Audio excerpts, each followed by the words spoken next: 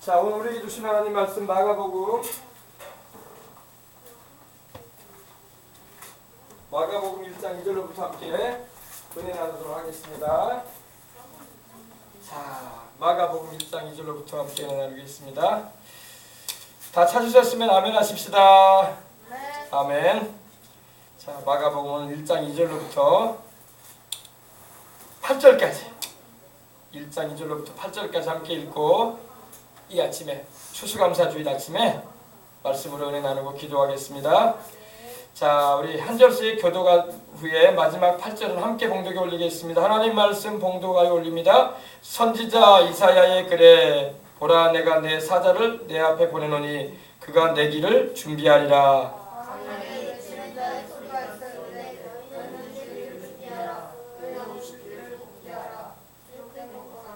세례 요한이 광야에 이르러 죄사함을 받게 하는 회개의 세례를 전파하니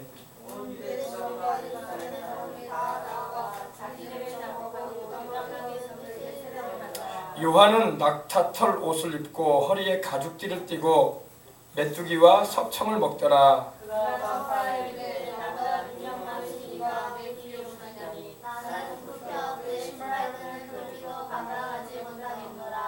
함께 하시겠습니다. 나는 너희에게 물로 세례를 베풀었거니와 그는 너희에게 성령으로 세례를 베푸시리라. 아멘. 자, 예수 그리스도의 복음의 시작을 알렸습니다. 예수 그리스도의 복음의 시작을 알렸습니다. 예수님께서 세상에 오신 것은 바로 죄인된 우리를 위하여 십자가 지셔서 우리를 대신하여 죄의 형벌을 받으심으로 우리를 용서받고 구원받을 수 있는 길을 열어주시고 저 천국에 갈 수 있는 은혜를 베풀어주기 위해서 오신 것입니다. 그래서 하나님의 아들 예수 그리스도의 복음의 시작이라고 마가복음 1장에는 1절로부터 이제 말씀을 하기 시작합니다. 복음이라는 것은 제가 여러분에게 말씀드린 것처럼 유앙겔리온이라는 헬라어가 쓰였는데 기쁜 소식, 또 우리로 말하는 이 복음이라는 것은 복복자에다가 소리 음자예요. 복된 소식. 할렐루야. 우리 한국 사람은 복을 좋아하는데 가장 큰 복이 예수님을 믿고 죄를 용서받아 천국 가는 거예요. 그리고 이 세상을 사는 가운데 주님이 명하신 사명을 잘 감당하여 주님 나라에 가서 상 받는 것, 이것이야말로 최고의 축복인 거예요. 할렐루야. 네, 그래서 이 복음이라는 것은 우리말로 하면은 복된 소식, 이제 원어로 말하면은 기쁜 소식, good tidings, 좋은 소식이다. 네, 이런 의미를 가지고 있습니다. 네, 영어로 이제 가스펠이라고 하죠. 가스펠. 가스펠. 자, 근데 우리 예수님께서 세상에 오실 때 예수님보다 먼저 와서 주님이 오시는 길을 예비한 사람이 있었어요. 그 사람이 바로 이제 오늘 2절부터 나오는 인물입니다. 우리 보십시다. 선지자 이사야의 글에 보라, 내가 내 사자를 내 앞에 보내노니 그가 내 길을 예비하리라. 이사야라는 선지자는 지금으로부터 2600년 전의 인물이에요. 2600년 전의 인물. 2600년 전에 므낫세 시대, 또 히스기야 왕 시대에, 또 우시야 왕이 죽었던 때에 살았던 그런 선지자입니다. 선지자라는 것은 하나님의 주시는 말씀을 받아서 대언해서 앞으로 되어질 일이나 또 백성들에게 하나님의 말씀을 가지고 회개를 시키고 주님께로 돌이키게 하는 일을 감당했던 이들이 바로 선지자인데, 그 가운데 이사야가 바로 주님 오시기 600년 전에, 지금으로부터 2600년 전에 하나님의 말씀을 받아서 전하던 선지자였습니다. 근데 이사야가 예언을 했어요. 성령께서 이사야에게 임하셔가지고 예수님의 생애에 대해서도 예언을 해놓으셨지만, 특별히 예수님께서 오시기 전에 어떤 인물이 와서 주님이 오실 길을 준비하게 될 것이라고 예언을 한 적이 있습니다. 이게 이사야서 40장 3절에도 말씀하고 있고, 또 말라기 선지자에도 말라기가 3장 1절에도 말씀하기를 주님께서 오시기 전에 주님이 오시는 길을 준비하는 인물이 있을 것이라고 예언을 하신 적이 있어요. 근데 그 글에 보면은 내가 내 사자를 내 앞에 보내노니, 여기서 내가는 바로 하나님 아버지입니다.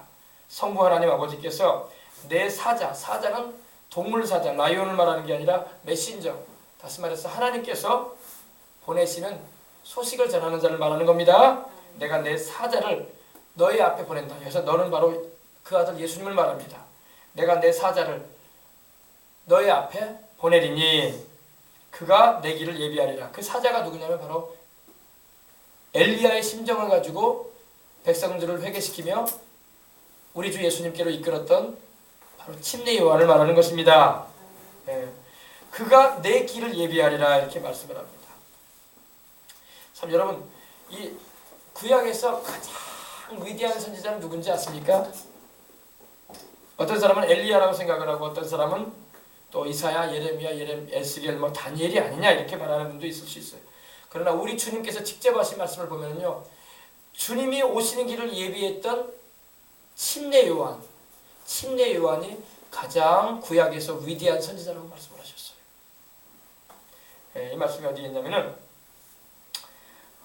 바로 마태복음 11장 11절에 보면은 구약에서 나온 선지자 가운데 가장 큰 자가 있다고 말씀하셨는데 바로 가장 큰 자가 누구냐?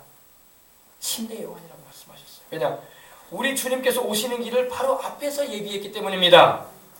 한번 찾아볼까요, 우리? 마태복음 11장 11절. 여러분, 우리 주님께서 오시는 길을 바로 앞서서 예비했던 사람이야말로 가장 큰 선지자가 아니고 누구겠어요, 그죠? 우리 주님께서 요한에 대해서 말씀을 하셨어요. 7절부터 보십시다. 그들이 떠나매 예수께서 무리에게 요한에 대하여 말씀하시되 너희가 무엇을 보려고 광야에 나갔더냐?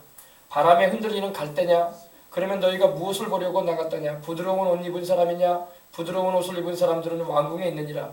그러면 너희가 어찌하여 나갔더냐? 선지자를 보기 위함이었더냐? 옳다. 내가 너희에게 이르노니 선지자보다 더 나은 자니라. 기록된 바 내가 내 사자를 내 앞에 보내노니 그가 내 길을 내 앞에 준비하리라 하신 것이 이 사람에 대하여 하신 말씀이라.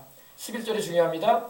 내가 진실로 너희에게 말하노니 여자가 낳은 자 중에 세례 요한보다 침례 요한보다 큰 이가 일어남이 없도다. 그러나 천국에서는 극히 작은 자라도 그보다 크니라.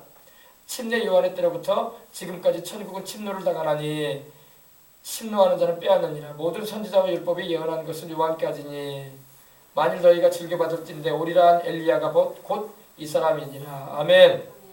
말라기 3장 1절에 보면은 주님께서 오시기 전에 선지자 엘리야를 보내겠다고 말씀하셨는데 그 선지자 엘리야의 심령을 가지고 온 사람이 바로 누구냐? 침례 요한인 것입니다. 침례 요한이 바로 구약에서 가장 위대한 자예요. 구약에서 가장 위대한 선지자는 누구라고요?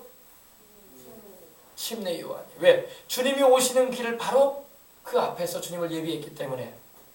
그죠? 네. 그렇습니다. 그래서 이사야의 글에 보라 내가 내 사자를 내 앞에 보내노니 그가 내 길을 예비하리라. 바로 침례 요한은 예수님께서 오시는 길을 예비했던 인물이었어요. 그리고 침례 요한은 예수님보다 6개월 먼저 태어났어요. 예수님하고 나이는 똑같아요. 그죠? 그러나 예수님보다 6개월 먼저 태어나서 주님이 오시는 길을 준비했던 인물이 바로 침례 요한인 것입니다. 침례 요한의 어머니인 엘리자벳은 원래 아이를 못 낳았던 여인이었어요. 근데 성경에 보면 아이를 못 낳았던 사람이 하나님께 기도해가지고 아이를 낳았는데 낳는 아이마다 위대한 인물들이 됐어요. 큰 인물들이 됐습니다. 그러면 그렇다고 해서 또 오해하지 마시기 바랍니다. 그럼 나는 아이를 잘 낳았으니까 내 아이들은 위대한 인물이 못 되나요? 그렇게 생각하면 안 됩니다. 오해는 없으시기 바랍니다. 침례 요한은 여러분 아이를 낳지 못했던 사가랴와 그 아내였던 엘리사벳을 통해서 태어나게 된 아이인데 제사장 가정이었어요. 오늘날로 하면 목사님 가정이었어요. 근데 하나님을 섬기는 일을 하는 가정인데 아이를 못 낳았어. 그래가지고 하나님께 기도를 하는데 하나님께서 아이를 주시겠다고 말씀을 하시는 거예요. 근데 기도에서 태어난 아이가 바로 이 침례 요한입니다. 그리고 침례 요한은 일평생 나실인과 같이 하나님께 드려져서 성별된, 나실인이라는 것은 구별되어서 드려졌다는 말이에요. 그래서 세상과 짝하지 않고 하나님의 말씀대로 살았던 겁니다. 구별돼서 드려지고 하나님을 섬기는 일에 헌신된 인물이 바로 침례 요한입니다. 그래서 일생을 하나님을 섬기는 일을 위해서 드리고 마지막 순교까지 하게 됐는데 헤롯 왕 때 순교를 하게 되는데 주님을 위해서 믿음을 지키고 순교함으로 천국에 간 인물인 것입니다. 바로 침례 요한이 우리 예수님은 여자가 낳은 자 중에서 가장 위대한 자라고 말씀하신 거예요. 그리고 구약의 선지자들 가운데서 가장 큰 자다 말씀하신 겁니다. 근데 이 침례 요한이 바로 우리 예수님이 오시는 길을 예비했던 인물이었어요. 여러분 오늘도 여러분 이제 우리는 예수님의 초림을 준비하는 게 아니라 우리는 우리 주님의 재림을 준비해야 할 시대에 우리는 살고 있는 겁니다. 그러면 우리도 침례 요한과 같은 사명을 가질 필요가 있어요. 침례 요한이 광야에서 회개를 외쳤거든요. 회개하라, 천국이 가까웠다. 그리고 주님이 오실 길을 준비했던 거예요. 우리도 다시 오실 우리 주님이 오실 길을 준비하는 이 시대의 침례 요한과 같은 사명을 감당하는 인물들이 되어야 할 줄 믿습니다. 예. 주님의 초림을 준비했던, 처음 오실 우리 주님을 준비하며 예비했던 침례 요한의 사명처럼 우리는 다시 오실 우리 주님의 재림을 준비하면서 복음을 전하고 영혼들을 회개시키고 주께로 돌이키는 일을 위해서 쓰임받는 인생을 살아가는 것이야말로 우리가 주님께서 칭찬하시는 그런 은혜를 입을 수 있는 길이라는 걸 잊지 마시길 바랍니다. 3절 보십시다. 광야에서 외치는 자의 소리가 있다 말씀하고 있습니다. 광야에 외치는 자의 소리가 있어 가로되 너희는 주의 길을 예비하라. 그의 첩경을 평탄하게 하라. 여기가 광야예요, 여러분. 광야. 잘 보여요, 여러분? 온통 모래하고 흙밖에 없어요, 그죠? 모래하고 바위하고 흙밖에 없어요. 여기가 바로 유대 광야예요. 꼭 사막같이 보이죠? 저 건너편에 가잖아요. 그러면 사람들이 사는 마을이 있어요. 저도 여기 갔다 왔는데, 야, 여기 한번 가면요, 정말 헤어나오기가 쉽지가 않은 곳입니다. 길을 제대로 아는 사람마다 이런 지역은요, 나침판이 없으면요, 정말 길 찾기 힘든 곳입니다. 한번 들어가면 못 나와요. 죽어요. 어디가 어딘지 모르기 때문에. 그러나 여러분, 그 당시에는 여러분 별을 보고 위치를 찾았어요. 밤하늘에 별을 보고 동서남북의 위치를 찾고 그리고 길을 갔던 것입니다. 근데 이것이 바로 광야예요. 이 광야에서 침례 요한이 외친 거예요. 광야에서. 광야. 말 그대로 사람들이 살지 않은 곳. 들짐승들은 있어요. 들짐승들. 여우도 있고 저도 이 광야를 가보니까 그 광야 지역에 이 사슴도 살아요. 이 헬라어로 히브리어로 이 사슴을 게디라고 해요. 게디. 엥기디라는 곳을 가봤는데 거기에 샘이 있더라고요. 샘이. 근데 참 이 광야에도 여러분 물이 흐르는 곳이 있다는 게 신기한 거야. 그래서 샘이 있는데 이 사슴이 와서 물을 먹는 곳이다 이런 의미예요. 엥게디. 근데 여기에 바로 여리고도 이 근처에 위치해 있고 우리 주님이 시험 받으니 시험산도 바로 이 근처에 있어요. 이제 그 뒤에 나옵니다. 근데 이 광야에서 외치는 자가 있었어요. 바로 침례 요한이었던 것입니다. 광야에서 외치는 자의 소리가 있어 가로되 너희는 주의 길을 예비하라. 아멘. 너희는 주의 길을, 주가 누구예요? 주는 바로 예수 그리스도 우리 주님을 말하는 겁니다. 세상의 구주로 오신 우리 예수님을 말합니다. 광야에서 외치는 자의 소리가 있어 너희는 주의 길을 예비하라. 그의 첩경을 평탄케 하라. 첩경이라는 말은 바로 이 지름길을 말해요. 많은 사람이 걸어가서 길이 나 있는 곳을 말합니다. 그러니까 주님께서 오시고 있으니 우리는 그 길을 예비해야 된다 이 말입니다. 우리 마지막 때에 우리도 마찬가지. 우리 예수님의 재림이 다가오는 때에 우리가 살고 있습니다. 우리는 다시 오실 우리 주님의 재림의 길을 준비할 수 있는 평탄케 하는 일에 쓰임받을 수 있는 주님의 일꾼들이 되어야 할 줄 믿습니다. 침례 요한은 주님의 초림, 처음에 주님이 오실 때 사람이 되어 오실 때에 그 길을 예비했던 인물이 바로 또 공생애를 시작하실 때에 우리를 위해서 십자가 지는 길을 갔을 때에 그 길을 준비했던 인물이 바로 누구나? 침례 요한이었던 거예요. 광야에서 외치는 자의 소리가 있어 가로되 너희는 주의 길을 예비하라. 그의 첩경을 곱게 뻗은 도로 주님께서 가실 길을 준비하라 이 말입니다. 평탄케 하라 이 말이에요. 광야는 여러분 말 그대로 여러분 풀도 없고 나무도 없어요. 말 그대로 돌과 흙밖에 없습니다. 정말 사람 살 곳이 안 됩니다. 그런데 이곳에서 침례 요한이 외친 것입니다. 주의 길을 예비하라. 아멘. 그의 첩경을 평탄케 하라. 기록된 것과 같이 이렇게 말씀을 하고 있습니다. 4절 보시겠습니다. 침례 요한이 이르러 광야에서 죄사함을 받게 하는 회개의 세례를 전파하니. 우리가 여러분 예수님을 믿어야지 죄를 사함 받는 것입니다. 침례 요한은요 우리 주님이 오실 길을 예비하면서 백성들로 하여금 회개를 외쳤어요. 회개하라 천국이 가까웠느니라. 아멘. 회개가 뭐예요? 회개를 영어로는 repentance라고 해요. repent 혹은 repentance라고 합니다. 그리고 히브리어로는 메타노이아라고 합니다. 메타노이아. 헬라어로는 메타노이아라고 하는데 바로 생각을 바꾼다 이 말이에요. 돌이킨다는 것입니다. 여러분 죄된 길에서 돌이키는 것이 회개인 것입니다. 죄를 가슴 아파하며 자복하는 것도 회개지만 죄된 길에서 돌이켜야 돼요. 내가 거짓말을 많이 하고 살았다면 이제 거짓말 안 해야 되는 거야. 이게 회개예요. 그리고 내가 남을 미워했다면 이제 미워하지 않고 사는 게 회개야. 아멘. 내가 남에게 피해를 많이 끼치고 살았다면 이제는 피해를 끼치지 않고 살아가는 게 회개인 거예요. 아멘. 가장 큰 회개, 가장 중요한 회개는 예수님을 믿지 않았던 사람이 그 죄에서 믿지 않은 불신의 죄에서 돌이켜서 예수님을 믿는 것이 가장 큰 회개야. 이 회개를 중심으로 해서 여러 가지 다른 죄에 대한 회개도 들어오는 것입니다. 근데 침례 요한은 우리 주님이 오실 길을 예비하면서 이 광야에서 외쳤어요. 회개하라, 회개하라. 죄에서 돌이켜라. 너희들이 짓는 죄들이 많지 않느냐? 그 죄에서 돌이키고 이제 메시아가 오시는데, 이제 그리스도께서 오시는데 그분이 오실 길을 준비하자 이 말입니다. 그래서 죄사함을 받게 하는 회개의 침례라는 것을 말씀드린 것처럼 물에 들어갔다 나오는 거예요. 영어로 밥타이즈라고 하는데 이머징, 다시 말해서 가라앉는다 이 말입니다. 담가진다 이 말입니다. 푹 담가진다 이 말입니다. 그래서 물속에서 내가 죽고 부활에 올라오는 걸 말하는 겁니다. 예수님과 함께 내가 죽고 부활하는 걸 말하는 걸 이 침례를 말합니다. 근데 침례 요한은 아직 우리 주님께서 오시지 않은 가운데 계시지만 주님이 오실 길을 예비하면서 백성들을 회개시키는 거예요. 회개하라. 오늘날도 여러분 우리가 복음을 전할 때마다 회개를 외쳐야 되는 거예요. 회개. 예수님 믿으면 복받고 잘 산대. 예수님 믿으면 말이야 평안하고 자식들이 번성한대, 축복받는데. 그거 외치기 전에 회개부터 외쳐야 돼. 회개도 안 하는데 무슨 복을 외치고 있어. 회개하는 자에게 복도 임하는 거예요. 회개는 안 하고 죄 가운데 사는데 무슨 복을 말하면 무슨 소용이 있어. 하나님 복을 줄 만한 그런 아직 그릇이 준비도 안 됐는데 회개해야지. 그 심령의 그릇이 깨끗해지고 죄에서 돌이켜야지 하나님이 복도 주시는 거예요. 아시겠어요? 회개하는 자에게 천국도 임하는 거예요. 회개하지 않은 사람 천국에 못 가요. 그래서 침례 요한의 외침의 첫 번째가 회개였던 거예요. 또 우리 주님께서도 뒤에 나오지만은 주님이 첫 번째로 외치셨다는 말씀이 뭐냐? 회개하라 했어요. 회개하라. 천국이 가까웠다. 아멘.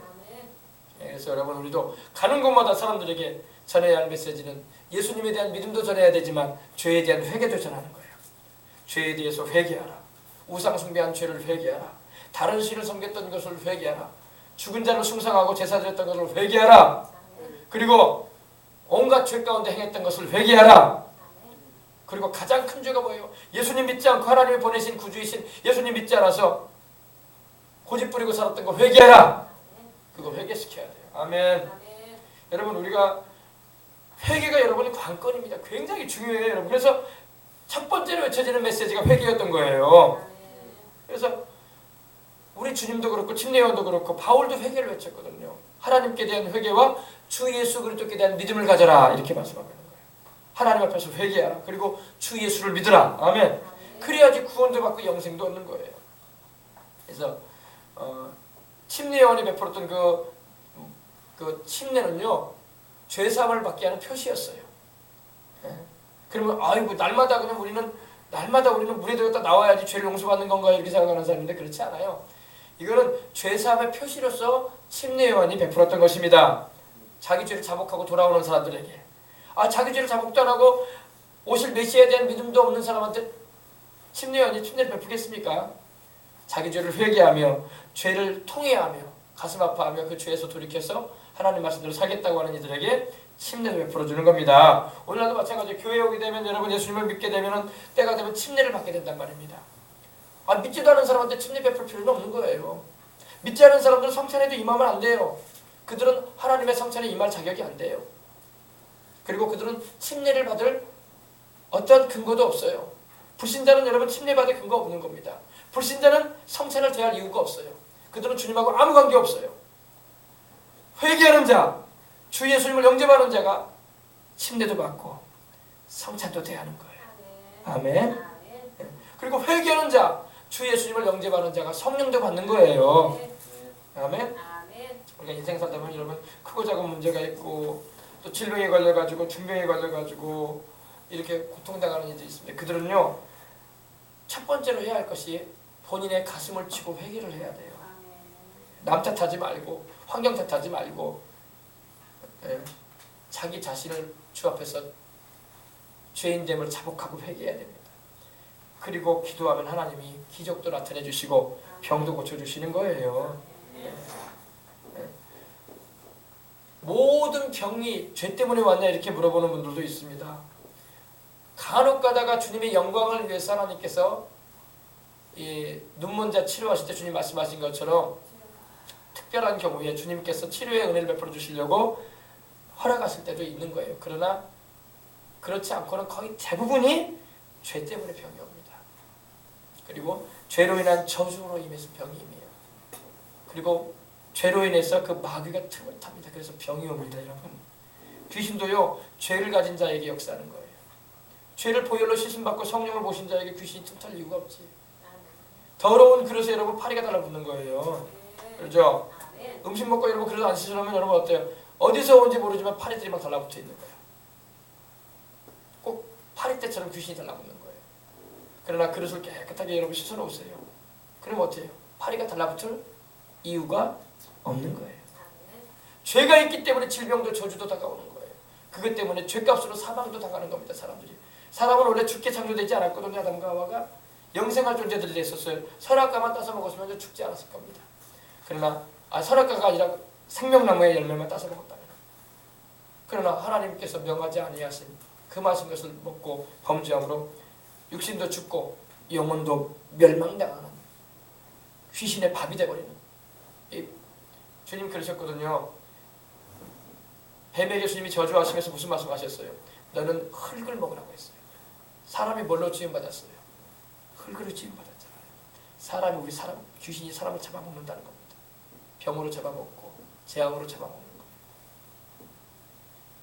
뱀이 흙을 먹으라고 주님 말씀하시고, 뱀은 마귀를 상징하거든요. 마귀에게 주님 말씀한 건 흙을 먹으라는 것은 주를 믿지 않고 죄 가운데 하나님을 거역하고 떠난 인생들을 잡아먹으라는 그런 거예요. 무시무시한 말입니다. 여러분. 예수님 안 믿으면 마귀한테 잡아먹혀요. 그래서 베드로전서 5장 8절에도 뭐라고 말씀하고 있습니까? 너희 대적 원수 마귀가 삼킬 자를 찾기 위해서 우는 사람처럼 삼킨다는 거예요. 잡아삼킨다는 겁니다. 마귀가 잡아삼킨다는 거예요. 영혼들로. 무시무시한 말 아닙니까, 여러분? 그러므로 여러분, 우리가 예수님 안에 거함으로 마귀에게 밥이 되서는 안 될 것입니다. 예수님을 믿지 않고 죄 가운데 가는 사람은요, 그 누구를 막론하고 다 마귀의 밥이 되고 마는 거예요. 그 육신도 병들어 죽게 되고 영혼도 지옥에 떨어져서 불타고 마는, 영원한 형벌에 떨어지고 마는 것입니다. 여기에 가지 말라고, 이렇게 인생 살지 말라고 우리가 예수님을 전하고 십자가의 보혈을 외치는 거예요. 아셨어요? 침례 요한이 이르러 광야에서 죄사함을 받게 하는 회개의 세를 전파했어요. 회개하라. 메시아가 오신다. 하나님의 기름 부으시고 우리의 구세주로 보내시는 그분이 오신 다음에 침례 자체가 죄를 사하는 효능이 있는 것은 아닙니다. 그러나 죄사함을 받은 표시로서 주는 거예요. 왜? 그 전에 죄를 자백하고 침례 요한 앞에 하나님 앞에 내가 범죄했다고 말했기 때문에, 그래서 그 죄사함을 주시는 표시로 침례를 베푸는 거지, 침례 자체가 믿지도 않은 사람한테 침례 베풀었다고 그 사람이 죄 용서 받는 거 아니에요. 오늘날 여러분 군부대에 훈련소에 입성하면요, 너나 할 것 없이 군인들이 다, 훈련병들이 다 침례를 받습니다. 막 수천 명이 받아요. 논산훈련소 같은 경우는. 근데 정말로 예수님을 믿어가지고 회개하고 침례 받는 사람들도 있겠지만은 믿음도 없이 남들이 받으니까 받는단 말이야. 그렇게 해서 죄사함 받는 거 아니에요. 개인적인 거예요. 하나님 앞에 진정으로 회개하고 주 예수님이 나를 위해서 죽으시고 부활하신 하나님의 아들임을 믿는 자가 진정한 죄사함도 받고 그 안에 성령이 오시고 하나님의 자녀가 되는 축복을 받는 겁니다. 알겠어요? 이걸 아시길 바랍니다. 네. 그렇습니다. 그래서 우리가 회개라는 게 뭐냐? 죄된 생활에서 돌이키는 거예요. 근데 한 번 회개했다고 끝난 게 아니라고. 우리 죄 짓고 살잖아. 또 예수님을 믿기 전에는 죄를 죄로 여기지도 않았고 살았어. 크게 뭐 양심에 꺼리낌이 있지 않은 이상에는 그 남들 다 짓고 사는 거 이게 뭐 죄겠어. 뭐 나보다 더 심한 사람들 스스로 간대. 이러면서 우리가 막 스스로를 막 위하면서 죄를 죄로 인정하지 않으려고 하면서 살았어요. 양심의 소리도 막 꺾어버리고. 근데 예수님을 믿고 나니까 양심이 막 살아나가지고 조그마한 죄를 져도 마음속으로 생각으로만 죄를 져도 막 회개하지 않고 그러면 막 괴로운 거야. 그 성령님이 계시기 때문에 그래요.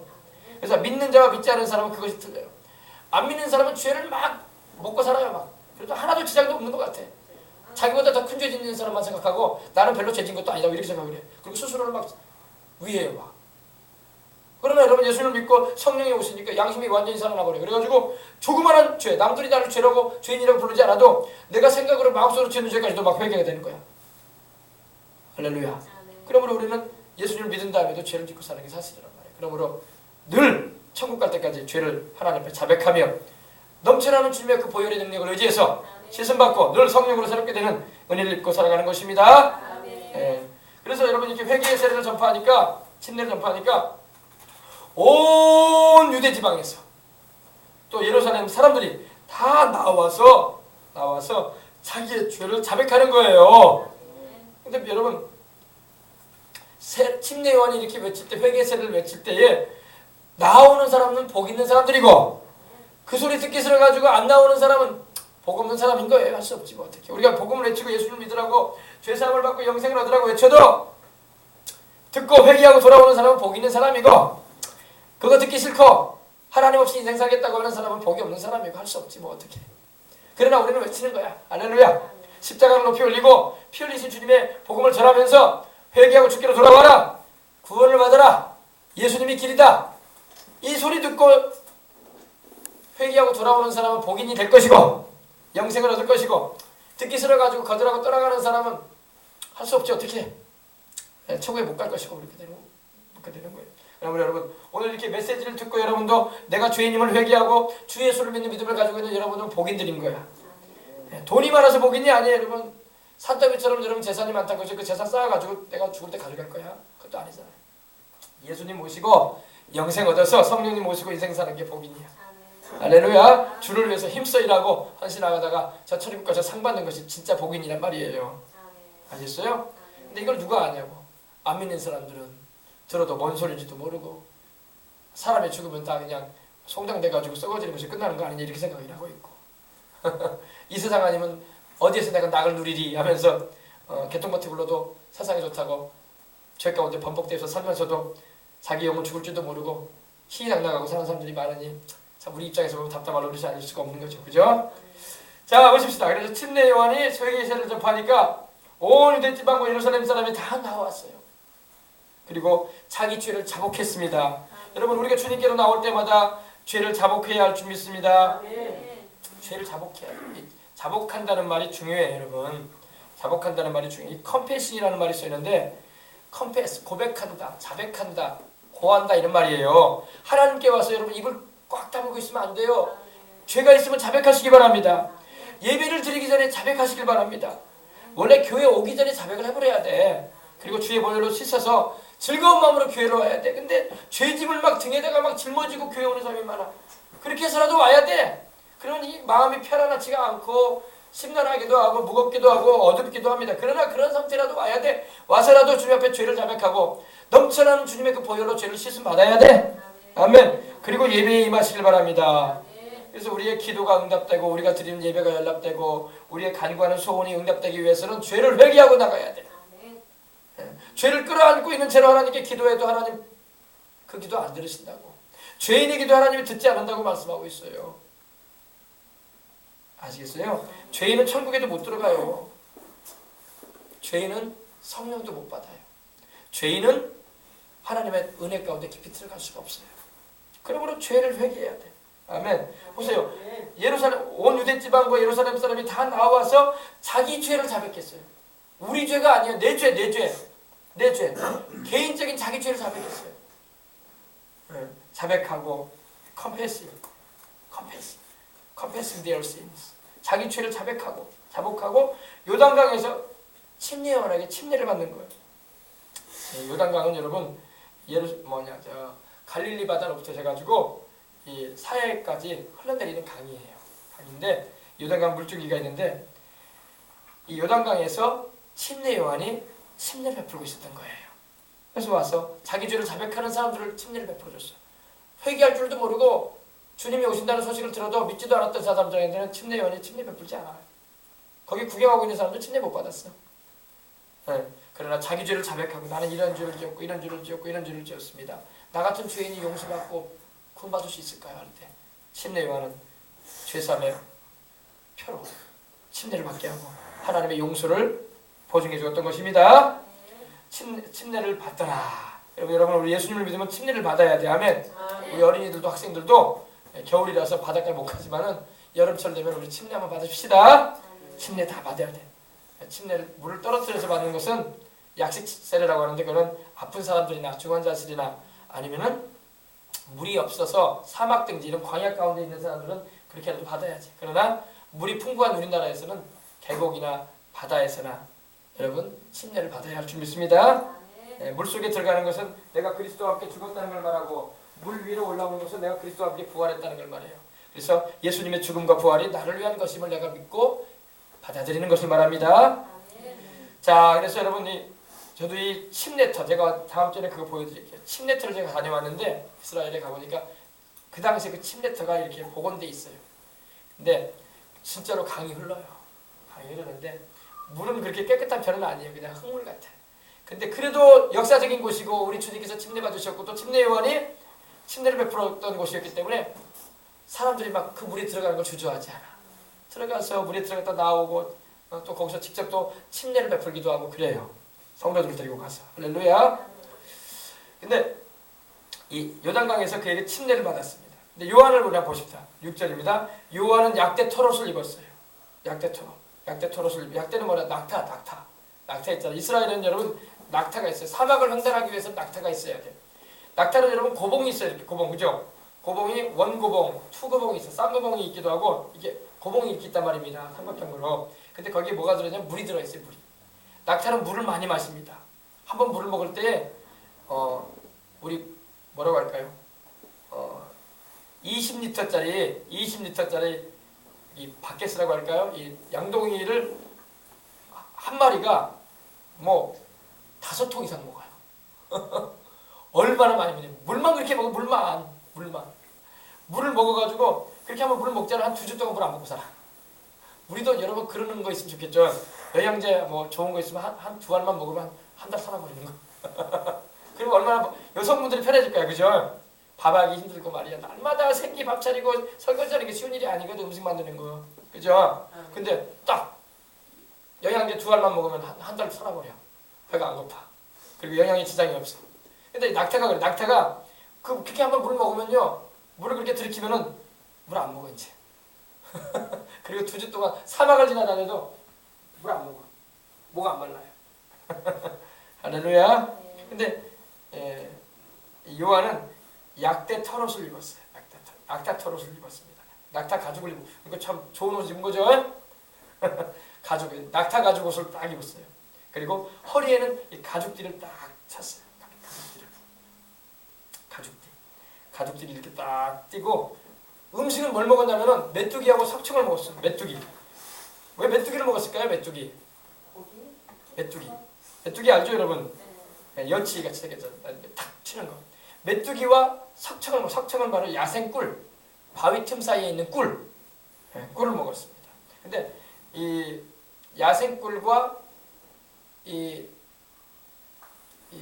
뭡니까? 메뚜기는요, 자연식 음식이기도 하지만 율법에 하나님 말씀에 부정하지 않은 깨끗한 음식이었던 것입니다. 깨끗한 음식. 근데 이 낙타 털옷을 입고 가죽띠를 띠고 있는 모습은요, 꼭 구약의 엘리야의 모습이야. 그래서 이 침례 요한은 엘리야의 영성을 가지고 있었던 거야. 엘리야처럼 이 백성들을 돌이키게 하고 회개시켜서 하나님께로 인도하겠다는 사명을 가지고 있었던 것입니다. 그래서 약대 털옷을 입고 낙타 털옷을 입고 허리에 가죽띠를 띄었습니다. 예. 요즘 여러분 허리띠 여러분 우리가 띄고 있지만 어때요? 여러분 벨트 가죽으로 된 게 좋잖아요. 요즘 인조 가죽 많이 쓰고 있는데 진짜 가죽이 좋다고. 여성들도 막 가죽띠를 띄면 더 낫다고. 침례 요한이 바로 가죽띠를 딱 허리 벨트를 차고 있었고, 그리고 메뚜기와 석청을 음식으로 먹었습니다. 자, 그러면서 그가 이제 뭘 말했나 보십시다. 이제 말씀 마쳐갑니다. 7절입니다. 그가 전파하여 가로되 나보다 능력 많으신 이가 오신다. 바로 나보다 능력 많으신 이는 누굴까요? 바로 예수님을 말하는 거예요. 아멘. 나보다 능력 많으신 이가 오신다. 나보다 능력 많으신 이가 오시는데 나는 너희에게 물로 침례를 베풀지만은 그는 너희에게 성령으로 침례를 베풀어 줄 것이라고 말씀을 하는데, 이 요한이 뭐라고 말하나 봅시다. 나는 굽혀 그의 신들매를 풀기도 감당치 못하겠노라. 아멘. 이 신들매라는 표현이 옛날 개역 성경에 나와 있는데 지금 성경은 잘 번역됐어요. 신발끈. 옛날에는 샌들을 신고 다녔단 말입니다. 샌달. 예, 우리 여름되면 여러분 샌달 신잖아요. 근데 뭐 우리가 신는 샌달이 뭐 가죽이 아니잖아요, 그죠? 다 인조 가죽으로 만들어졌는데, 천으로 만들어졌는데, 그 당시에는 진짜 가죽으로 만들었어요. 가죽 샌들을 신었어요. 그러니까 양말 같은 건 없었고요. 뭐 그거 신고 다니면은 뭐 저녁에 들어오게 되면은 발가락 사이에 막 먼지가 많이 묻어 있고 때도 많이 껴 있고 그래요. 그래서 그 가죽 끈으로 묶어놨기 때문에 종들이, 주인이 밖에 돌아오잖아요. 그러면 종들이 와서 그 가죽 띠를, 이 가죽 끈을 풀어드립니다. 주인의 가죽 끈을 풀어드리고 어떻게 하느냐? 가죽 끈을 풀어드리고 그 발을 깨끗하게 양동이에 물을 받아가지고 씻겨드려요. 예, 양동이에 물을 받아가지고 씻어줍니다. 양동이에 물을 받아가지고 씻어주는, 이게 대접에 이렇게 물을 받아와가지고 주인의 발을 깨끗하게 씻어줍니다. 할렐루야. 그게 종이 하는 일이었어요. 근데 오늘 침례 요한이 말하는 걸 들어보면은 자기는 종들이 하는 그 일조차도 감당치 못할 자다 이거예요. 왜냐? 그 예수님이 워낙 위대한 분이기 때문에 나는 그분 앞에서 종 노릇도 못한다 이거예요. 얼마나 위대한 분인지 나는 그분의 신발끈을 풀지도 못할 자다. 할렐루야. 이해되시면 아멘 합시다. 그러니 우리 예수님이 얼마나 높은 분이라는 거예요. 말 그대로 우리 예수님은 여러분 요한복음에 말씀하고 있는 것처럼 하나님이 사람 되오신 분이다. 그러니까 일반 주인의 그 신발끈을, 그 가죽끈을 풀러서 매듭을 풀어가지고 주인의 발을 씻겨드리는 것이 종이 하는 일인데, 종이 하는 일조차도 나는 못 감당한다. 그분이 얼마나 높은 분인지, 이분이 내 뒤에 오시는 이분은 어마어마한 분이다 이거예요. 나는 그분 앞에서 종 노릇도 못한다 이거예요. 얼마나 높은 분인지. 깨달으시면 아멘 하십시다. 그래서 영어 성경을 보면요, 이렇게 돼 있어요. Mightier than I 이렇게 돼 있어요. 또 Powerful than I, Greater than I, Stronger than I, 또 More important than I 이렇게 돼 있어요. 다양한 말로 쓰여 있습니다. 근데 여기서 말하는 거는 그분이 워낙 위대하시다 이 말이야. 엄청난 분이다 이 말입니다. 우리 예수님 내 뒤에 오시는 그분이 어마어마한 분이다 이거예요. 나는 그분의 신발끈조차도 못 푼다. 얼마나 크고 위대한 분인지. 할렐루야. 네. 나보다 능력 많으신 이가 내 뒤에 오신다. 능력 많다는 것은 나보다 조금 크다, 나보다 조금 더 실력이 있다, 이런 말이 아니에요. 어마어마한 분이라는 거예요. 어마어마한 분. 할렐루야. 네. 나보다 능력 많으신 이가 오시는데, 내 뒤에 오시는데 나는 허리를 굽혀가지고, 허리를 굽히고 무릎을 꿇어가지고 그분의 신발끈을 풀지도 못할 잖아. 그분의 그 가죽 신발끈조차도 나는 풀기를 못 감당한다. 그분이 얼마나 위대한 분인지. 왜 위대한 분이라고요? 그분은 사람이 되어 오신 하나님이기 때문에 그래요. 하나님의 아들, 사람 되어 오신 하나님. 네, 아멘. 바로 누가 그분이라고요? 예수님. 그래서 침례 요한은요, 예수님이 누군지 아주 알고 있었던 거야. 아, 이분은 나를 창조하신 하나님이고, 이분은 나를 먼저 보내서 자기가 세상에 구주로 오시는데 그 길을 예비하라고 나를 부르신 분이지. 그분은 하나님 아니신가. 할렐루야. 바로 구약에 모세에게 말씀하셨던 그 하나님, 노아에게 말씀하셨던 그 하나님, 다윗에게 말씀하셨던 그 하나님, 할렐루야. 이사야에게 자기의 오실 길에 대해서 미리 말씀하게 하셨던 그 하나님이 바로 누구냐? 예수님이란 말이야. 하나님의 아들이시자 성자 하나님이신 예수 그리스도. 아멘. 그래서 그분은 나보다 능력이 많으신 분인데, 여기서 능력이 많다는 것은 그냥 상대적인 그런 어떤 비율을 말하는 게 아닙니다. 엄청나다는 겁니다. 네. 능력이 어마어마한 분이다. 나는 그분의 신발끈조차도 나는 못 푼다. 네. 나는 무릎을 꿇고 굽혀서 스투업 다운, 상체를 굽혀가지고 허리를 굽혀가지고 그분의 그 신발끈을 풀기도 나는 못 감당하잖아. 내가 어떻게 그분의 신발끈을 푸냐 내가. 이렇게 크시고 위대한 분을. 여러분 예수님에 대해서 정확하게 알아야 돼요. 우리 어린 학생들도요, 예수님을 쉽게 보면 안 돼요. 예수님은 하늘과 땅과 세계와 그 가운데 모든 만물을 지으신 분이야. 천사들도 우리 예수님이 만드셨고, 우리 보이는 저 하늘과 이 땅에 있는 것들, 저 천체 갤럭시라고 하죠. 은하수도 예수님이 만드셨어요. 시공을 다 주님이 창조하셨단 말입니다.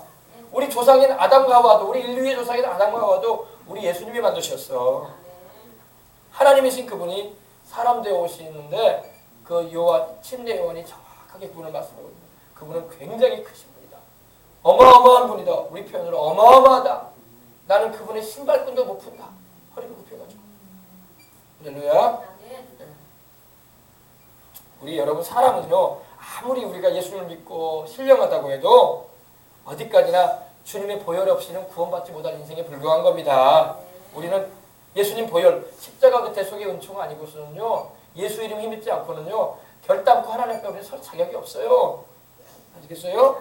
하나님이 재벌이라고 하나님이 눈 감아주고 정치 권력을 가지고 있는 큰 위치에 있었던 그런 세계적인 대통령이라고 인정해주고 그러지 않습니다. 다 똑같은 죄인들이야.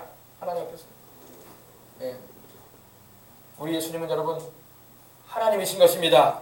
그리고 우리를 구하러 오신 하나님이시자 하나님의 아들로서 우리 구주이신 것입니다. 그분이 내 뒤에 오고 계신다 이렇게 침례 요한은 증언했던 것입니다. 그리고 자기를 드러내자. 나중에 여러분 사람들은요 침례 요한이 침례 요한이 너무나 그 메시지가 강하고 사람들을 회개시키고 하나님께로 돌이키는 일을 하기 때문에 침례 요한 당신이 메시아입니까? 이렇게 물어보는 사람도 있었어요. 그러나 침례 요한은 뭐라고 합니까? 이럽니다. 나는 너희가 말하듯이 나는 메시아가 아니다. 메시아는 내 뒤에 오신다. 할렐루야. 네. 나는 그의 신발끈도 풀기를 감당치 못한 자다. 그러므로 우리 예수님을 향해서 손가락을 가르치는 자였던 거예요. 너희가 바라봐야 할 분은 저분이다. 내가 아니다. 할렐루야. 침례 요한은 자기를 주시하게 안 했어요. 날 바라보시오. 내가 바로 그 선지자요. 내가 바로 그 위대한 인물이요. 내가 바로 그 구약의 이사야가 말라기에 예언됐던 엘리야가 바로 나요. 그러니 나를 따르시오. 이러지 않았어요. 여러분들이 따르고 위하고 섬기고 예배해야 할 분은 저분이십니다. 내 뒤에 오십니다. 저분을 여러분 따라가십시오. 심지어 여러분 나중에 이제 베드로의 형제였던 안드레 같은 경우는요. 바로 침례 요한의 제자였었어요. 원래는요. 안드레는 원래 침례 요한의 제자였어요. 근데 침례 요한이 예수님이 오시자 그 제자에게 이렇게 말합니다. 너희는 이제 나를 따르지 말라. 너희가 따라야 할 분은 저분이다. 너희는 나사렛 예수님을 따라라. 저분이 바로 너희가 따라가야 할 자다. 할렐루야. 그리고 자기 제자를 보내줍니다. 할렐루야. 그 안드레가 바로 베드로의 형제인데 바로 침례 요한의 제자였어요. 근데 예수님을 따르는 제자가 되었던 것입니다.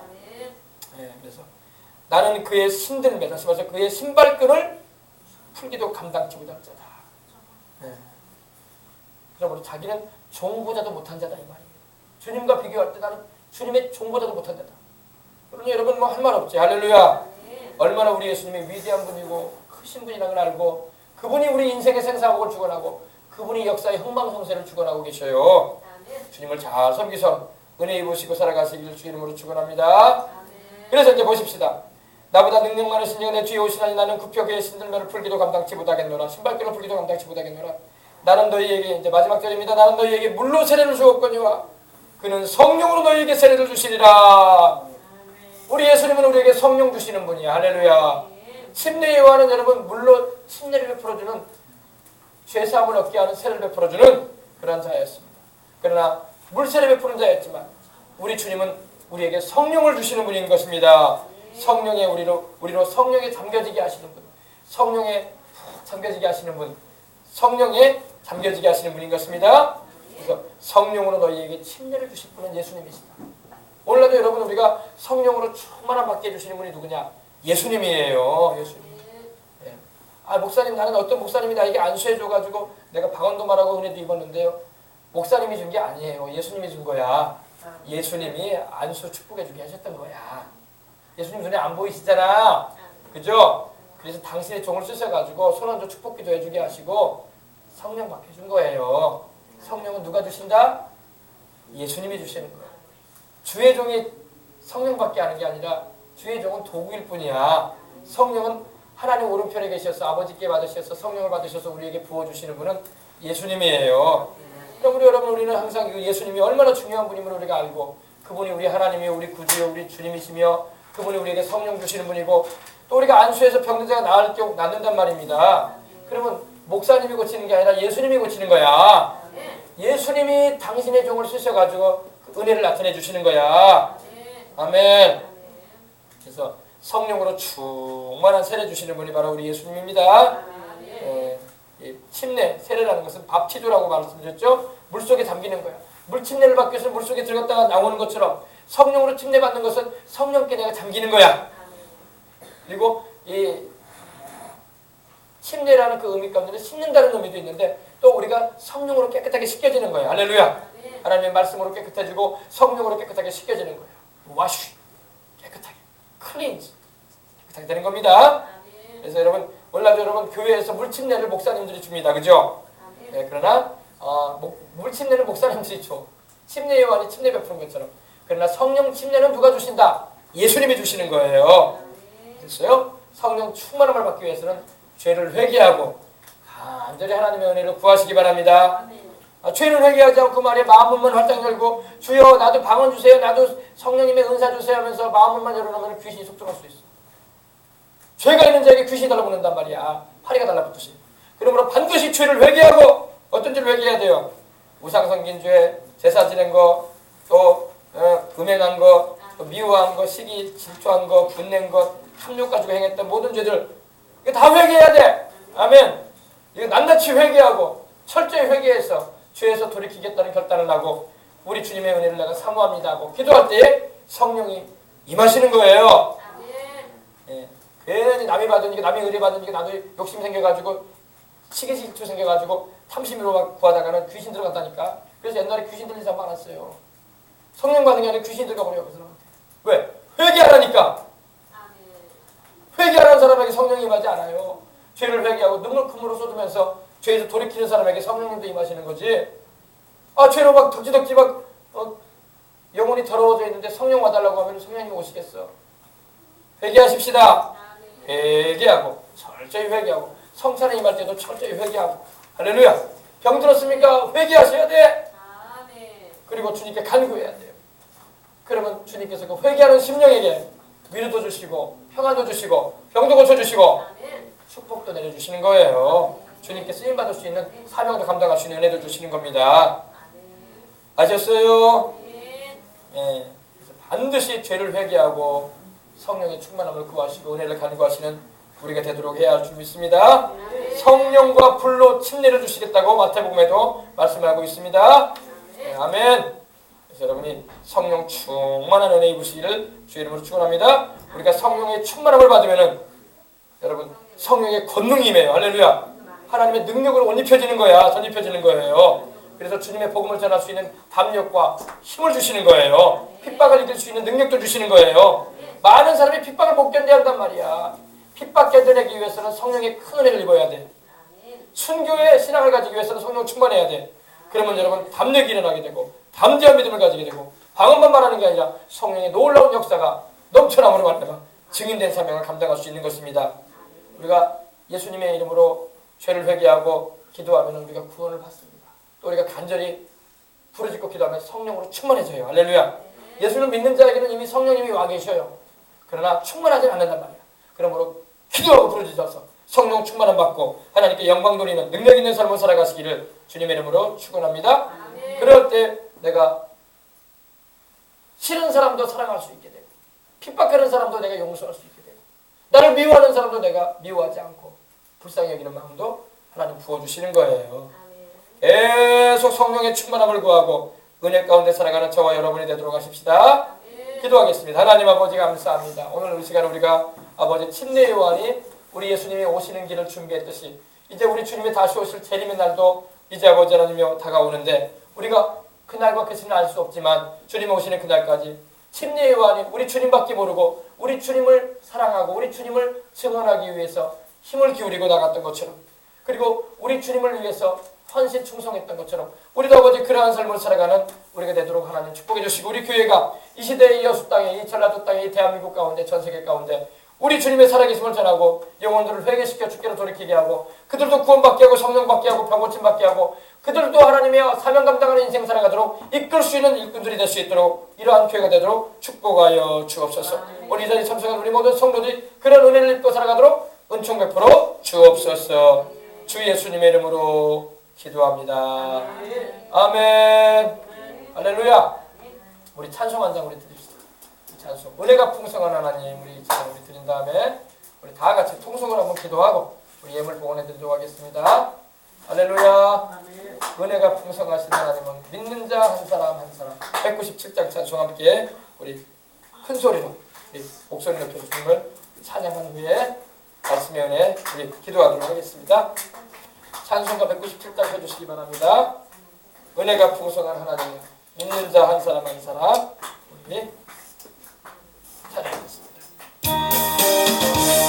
은혜가 풍성한 하나님은 믿는 자 한 사람 한 사람 언제나 오늘도 언제든지 괜찮고 보호해 주시네.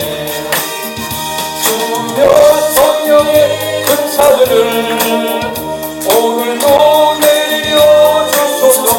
우리를 성령 충만하게 하소서. 예수님 불길로서 오늘도 충만케 하소서. 너무과 죄악에 물든 마음을 성령의 물길로 태우사. 정결케 하소서. 태우소서. 깨끗게 하여 주옵소서. 주여 성령의 은사를 오늘도 내려 주소서. 성령의 뜨거운 불길로서 오늘도 충만케 하소서. 일생의 제물로 돌아가신 우리 주 예수님이시여 속에 은혜를 내리시사 오늘도 구원해 주소서. 주여 성령의 은사들을 오늘도 내려 주소서. 성령의 뜨거운 불길로서 오늘도 충만케 하소서. 주님의 기쁘신 은혜만을 세상에 널리 전하리라. 하늘의 능력과 권세로서 오늘도 입혀주소서요. 주여 성령의 은사들을 오늘도 내려 주소서. 성령의 뜨거운 불길로서 오늘도 주님의 기쁘신 은혜만을 세상에 널리 전하리라. 하늘의 능력과 권세로서 오늘도 입혀주옵소서. 주여 성령의 은사들을 오늘도 내려주소서. 성령의 뜨거운 불길로서 오늘도 충만케 하소서. 할렐루야. 우리 다같이 통성으로 기도할 텐데, 하나님 아버지 성령 충만한 은혜 달라고. 예수님 나에게도 성령의 충만함을 주시옵소서. 예수님 내가 내 죄를 회개합니다. 내가 잘못했습니다. 나를 용서해 주시고 하나님 내 영혼 구원하시고 성령 충만하게 해주셔서 사명 감당하는 증인 되게 해주시고 하나님 나라의 일꾼 되게 해주시옵소서. 우리 다같이 통성으로 기도하겠습니다.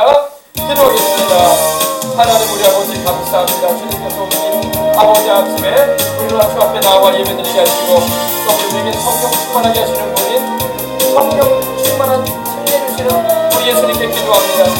주여 우리에게 성령의 충만함을 주시옵소서. 우리 아버지는 침례와는 물로 침례를 베풀어 세상을 받은 별도하겠지만 우리 예수님은 우리에게 오셔서 성령으로 침례를 베풀어 주시니 감사합니다. 날마다 성령 충만한 가운데 하나님의 영광 돌리며 살아갈 수 있도록 주님의 칭 감당할 수 있도록 주여 우리에게 성령 충만한 은혜를 베풀어 주시옵소서. 주여 우리에게 성령 충만한 은혜를 베풀어 주시옵소서. 오늘 이 아침에 아버지 기도하고 주 앞에 나와 예배드리고 말씀 듣고 아버지 주님을 찬양하며 기도하는 자들에게 성령의 충만한 은혜를 베풀어 주시옵소서. 우리 다 성령 충만을 받아서 성령의 말하겠음을 따라 기도하게 주시옵시고 주님의 능력 있는 증인들 하나님의 성령 있는 아버지 수들 되어져서 성령의 능력을 믿어 봉사하고 전도하고 기도하고 하나님께 영광 돌리는 삶을 살아갈 수 있도록 주님께 하나님을 부탁드립니다. 이 추수감사 주일에 아버지 하나님이여 너희들이 모두 다 천국 창고에 나가 하나님의 알고 성령을 되게 해주시옵시고 하나님의 뜻을 이루어드리는 일을 받을 수 있도록 하나님께서 은혜 보내주시옵소서. 모두 다 회개하고 나갑니다. 주의 모임을 시켜진 신명들마다 성령 충만한 세례를 보내주셔서 성령 사람께 영광 돌리며 하늘의 능력을 받으시고 아버지의 주님을 충분할 수 있도록 하나님 도와주시옵소서. 주여 우리 주시고 성령을 보내주시옵소서. 하늘의 능력과 권세를 쏟아내 입혀주시고 주연을 감당할 수 있도록 충성된 사탄 하나님을 이끌어낼 수 있도록 은혜를 보내주시옵소서. 주여 우리에게 성령의 충만함을 주시옵소서. 주여 우리에게 성령을 부는 침례를 보내주옵소서. 성령과 불로 임하시옵소서. 성령과 불로 우리에게 침례를 주셔서 영광 받아 주시옵소서. 하나님 아버지 감사합니다. 우리 생명수강의 성도들이 하나같이 다 성령 충만하게 해주시옵소서. 우리를 성령 충만한 침례 베풀어 주시는 우리 예수님 감사합니다. 성령님 우리에게 오셔서 죄를 깨닫게 하시고 죄된 길에서 돌이키고 하나님 아버지의 말씀하신 대로 순종하며 살아갈 능력을 주시며 주의 증인된 삶 살아갈 수 있도록 아버지여 속사람을 능력으로 강건케 하심으로 축복해 주시고 주님의 뜻을 이루기 위해서 달려가며 지장 없도록 건강의 축복도 더해 주시며 모든 필요로 하는 것들도 채우셔서 능히 하나님을 섬겨나가며 부족함이 없도록 하나님 역사하여 주옵소서. 우리는 귀신과 교제해서는 안 됩니다. 나는 너희가 귀신과 교제하는 자 되기를 원하지 않는다고 하나님 말씀하셨습니다. 우리는 예수님을 통해서 하나님과 사귀고 하나님과 친밀하고 하나님과 교통하는 우리가 되게 하여 주시옵소서. 성령님 늘 인도하여 주심을 감사하고 주 예수님의 이름으로 기도합니다. 아멘. 자, 우리 다 같이 기도하도록 하겠습니다. 우리 여러분 몸에 손을 얹어 주시기 바랍니다. 여러분의 몸에 손을 얹으세요. 가슴에 손을 얹어 주시기 바랍니다. 자, 우리 다 같이 가슴에 손을 얹고 기도합니다. 만물을 복종케 하는 예수님의 이름으로 명하노니 만물을 예수님의 이름으로 명하노니 내게서 모든 병은 떠나가라. 내게서 모든 병을 떠나가라. 오장육부는 강건하라. 오장육부는 강건하라. 피곤은 사라져라. 피곤은 사라져라. 새 힘이 넘칠지어다. 새 힘이 넘칠지어다. 혈관에는 늘 혈관에는 늘 주 예수님의 주 예수님의 깨끗한 피가 흐르고 깨끗한 피가 흐르고 뼈와 근육, 뼈와 근육, 피부와 모든 신경조직은 피부와 모든 신경조직은 강건해져라. 강건해져라. 분비물들은 분비물은 정상적으로 분비될지어다. 정상적으로 분비될지어다. 나는 건강하고 나는 건강하고 행복한 사람입니다. 행복한 사람입니다. 내 몸속에 있는 내 몸속에 있는 각종 병균과 각종 병, 바이러스는 바이러스는 즉시 죽고 즉시 죽고 암세포는 암세포는 종양들은 종양들은 사라질지어다. 사라질지어다. 온몸의 세포는 살아날지어다. 몸의 세포는 살아날지어다. 자, 머리에 손 얹습니다.